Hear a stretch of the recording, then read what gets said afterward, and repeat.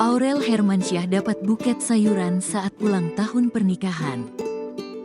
Bukan bunga, Aurel Hermansyah dapat buket sayur-sayuran saat perayaan ulang tahun pernikahan ketiga tahun.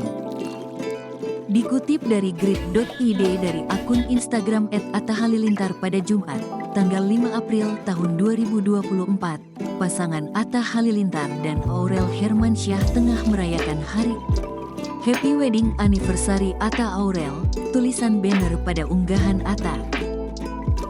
Pada perayaan ulang tahun pernikahan kali ini, Aurel mendapatkan sebuah buket yang berisi sayur-sayuran.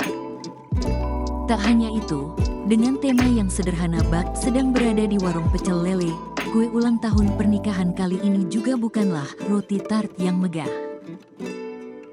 Melainkan Atta dan Aurel memilih ayam goreng yang disusun dan diberikan gorengan tahu di atasnya serta dihiasi lilin.